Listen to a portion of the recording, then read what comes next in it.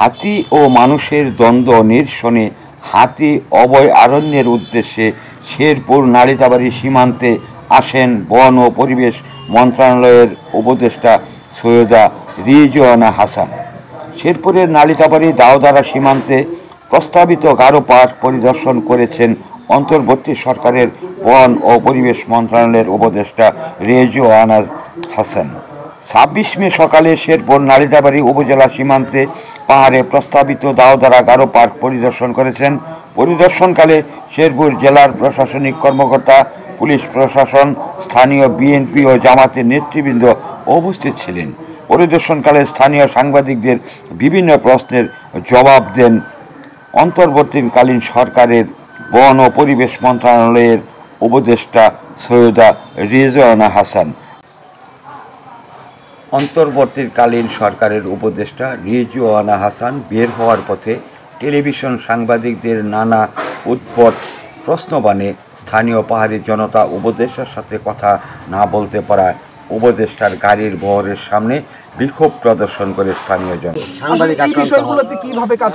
গত এক দশক বললেন কেন? আপনি তো খুবই ভদ্র একটা কথা বললেন। কখনোই আসল যারা হোতা তাদের বিরুদ্ধে ব্যবস্থা গ্রহণ করা হয় না।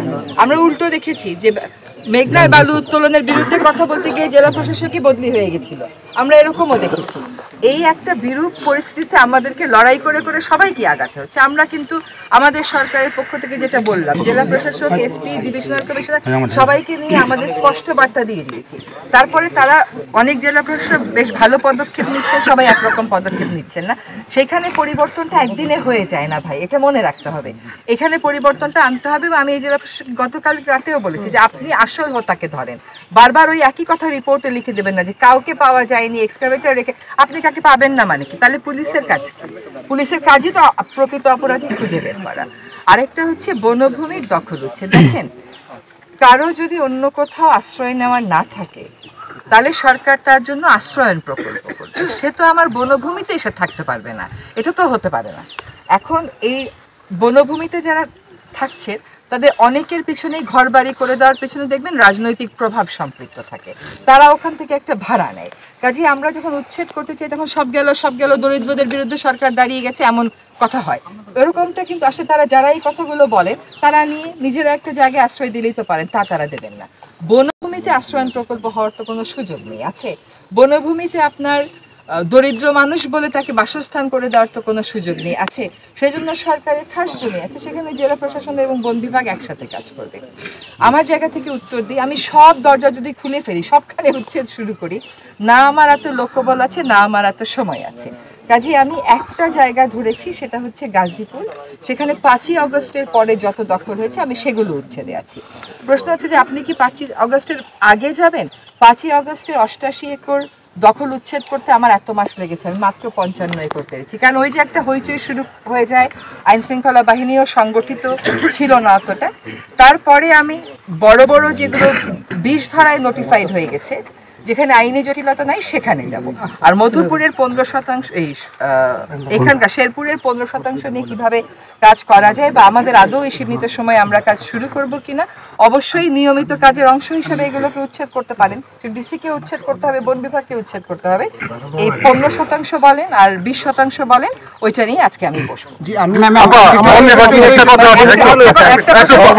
একটা কথা স্পষ্ট যে বনের মধ্যে কোনো অবৈধ দখলদারকে টলারেট করা যাবে না। কিন্তু কোন অভিযান আমরা আগে করব, কোন অভিযান একটু পরে করব, এটা হচ্ছে সময়, কতটা রিসোর্স আমরা হাতের মধ্যে পাচ্ছি, আইন শৃঙ্খলা রক্ষাকারী বাহিনীর অন্য দায়িত্বের পাশাপাশি এটা কতটুকু করতে পারছি, এগুলোর উপর নির্ভর করবে।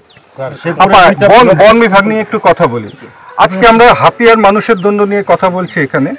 তো বন বিভাগের হাতি কেন আসছে আপনি দেখেন, এই যে ইউক্যালিপটাস, আপনি তো এসেই দেখলেন ইউক্যালিপটাস গাছ লাগানো হচ্ছে। তো এই জন্য হাতির খাদ্য কমে গেছে এবং বন বিভাগের ব্যর্থতা, একটা পুরোপুরি ব্যর্থতা। এইখানে শাল সেগুন, একটা সেগুন গাছ পাবেন না এই বনে। একটা শাল সেগুনের জন্য বিখ্যাত ছিল, এই সন্ধ্যাকুড়া সেগুনের একটা বাগান ছিল। এই বনে এখন একটা সেগুনের গাছ পাবেন না, শাল গাছও নেই। তো এই যে বন কাটার ফলেই এই যে হাতির খাদ্য কমে যাচ্ছে, যার ফলে লোকালয়ে নেমে আসছে। এর জন্য দায়ী আমরা যে অন্যান্য যে এগুলো ফ্যাক্টরিগুলোকে ধরছি, তার থেকে বড় দায়ী হলো আমাদের গাছ কমে গেছে, হাতির খাদ্য কমে গেছে। সেই আগে আপনার যে ব্যাট ঝোপ ছিল বা বাঁশ ছিল যে হাতির খাদ্য, সেগুলো নাই, একবারে গাছও নাই, যে যার ফলে হাতি লোকালয়ে নেমে আসছে। বন বিভাগের বিরুদ্ধে যদি কথা না বলি তাহলে তো আর দাঁড়াবে না। আমি বন বিভাগের বিরুদ্ধে কথা বলবো না কেন, না বলার তো কিছু নাই। আমি তো ঢুকেই প্রথমে জিজ্ঞেস করলাম যে এগুলো কি গাছ, এবং জিজ্ঞেস করলাম যে এগুলো কবে ম্যাচিওর হবে। এগুলো তো কেটে ফেলতে হবে, কেটে হাতির উপযোগী গাছ এখানে লাগাতে হবে। এটা যদি ডিসি সাহেবের খাস জমি হয়, আপনি আমাকে এই খাস জমি দেবেন, আমি এখানে হাতির উপযোগী বনায়ন করব। সরকারকে আলাদা আলাদা করার সুযোগ নেই, কিছু ডিসি কিছু বন বিভাগ এটার করার কোনো সুযোগ নেই। এটা সরকারের দায়িত্ব হচ্ছে হাতিগুলোকে রক্ষা করা। সেখানে যেখানে এটা আমাদের সংবিধানে আছে, আইনে আছে, ডিসি মহোদয়কে সেভাবে এগোতে হবে। এবং এই একাশিয়ার আকাশমণি আপনারা দেখেছেন যে পরিবেশ অধিদপ্তর, বন বিভাগ ইতিমধ্যেই নিষিদ্ধ ঘোষণা করেছে। এখন এগুলো ম্যাচিওর হোক না হোক এগুলো কেটে ফেলতে হবে, কারণ হাতি মানুষের দ্বন্দ্ব যদি আমাকে কমাতে হয়, আমাকে তার হাঁটার জায়গায় তার খাওয়া দিতে হবে। কেমন সময় লাগবে এগুলো কাটতে? এটা আমার জিজ্ঞেস করতে হবে, যদি ম্যাচিওর হয়ে যায় তাহলে এই বর্ষায় ম্যাম আমার একটা ছোট্ট প্রশ্ন, এটা হচ্ছে যে বন বিভাগে অবৈধ যারা বসতি স্থাপন করেও সেই বনের মধ্যে পর্যটন কেন্দ্র স্যার অবৈধ বসতিতে কিভাবে বিদ্যুৎ সংযোগ দিচ্ছে? আপনার পিছনে যিনি দাঁড়িয়ে আছে আমির হোসেন ভাই এই বনে এসে অনেকদিন আগে বলে গেছে যে আমি যুদ্ধ ঘোষণা করলাম সেই বিদ্যুৎ বিভাগের সাথে। আসলে সেটা ভাইয়ের সামনে বলতেছে, সেটা মুখে আছে। এখনো কিভাবে বনে অবৈধ বসতিতে বিদ্যুৎ বিভাগ সংযোগ দিচ্ছে? অবৈধ যদি 1% হয় আমি মানতে পারি যে 1% হয়েছে আমার অজ্ঞাত, 15% হলে আমার অজ্ঞাত সারে হয়েছে, তো আমি বলতে পারছি না। আমরা সকলেই দেখেছি। এখন একটা পদক্ষেপ নেওয়া হবে, আমি বলেছি যে দখলের এগেইনস্টে 0 টলারেন্স, কিন্তু এটা আগামীকালই আমি শুরু করতে পারবো এটা আমি বলতে পারছি না, কিন্তু এটা হবে। আমরা যতটুকু পারি বিদ্যুৎ আমার অধীনে না, তো এটা খালি বিদ্যুতের জন্য না ভাই। যদি আপনি বিদ্যুৎ আজকে কাটান, ওরা বিকল্প একটা কিছু ব্যবস্থা করে ফেলবে, কারণ এটা বিদ্যুতের জন্য শুধু না, বিদ্যুৎ is one of the factors, কিন্তু এটা দের আর আদার ফ্যাক্টরস ইনভলভ। যে আরেকটা প্রশ্নের বাদ লাস্ট, হাতির অভয়ারণ্য করা যায় কি, এই জায়গাটাকে হাতির অভয়ারণ্য করা যায় কিনা, এটা নিয়ে আজকে আমি ডিসি মহোদয়ের সাথে কথা বলবো। এই জন্যই আমি আজকে ডক্টর রেজা খান, উনি দুবাই জু এবং দুবাই সাফারি পার্কে, আপনারা সবাই ওনাকে চেনেন, প্রায় সময় ওনার লেখা দেখেন, ওনাকে সাথে। আমার একটা শেষ প্রশ্ন, দেশের বর্তমান রাজনৈতিক পরিস্থিতিতে আমাদের জায়গা মুখ্য একটা ভূমিকা রাখছেন, আমরা দেখেছি মিডিয়াতে।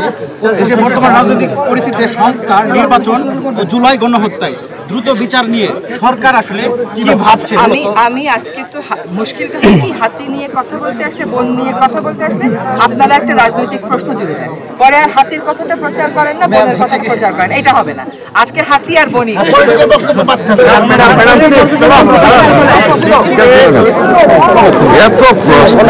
অন্তর্বর্তীকালীন সরকারের উপদেষ্টা রিজওয়ানা হাসান পার্ক থেকে বের হওয়ার পথে টেলিভিশন সাংবাদিকদের নানা উদ্ভট প্রশ্নবাণে স্থানীয় পাহাড়ি জনতা উপদেষ্টার সাথে কথা না বলতে পারায় বিক্ষুব্ধ হয়ে ওঠে। তাই উপদেষ্টার গাড়ির বহরের সামনে দাঁড়িয়ে কথা বলার চেষ্টা করে স্থানীয় জনতা। এ সময় কিছু স্থানীয় জনতা বিক্ষোভ প্রদর্শন করেন সাংবাদিকদের বিরুদ্ধে। উপদেষ্টা চলে যাওয়ার পর সাংবাদিকদের উপর বিক্ষুব্ধ স্থানীয় জনতা চড়াও হয়, এতে 6 সাংবাদিক লাঞ্ছিত হয়।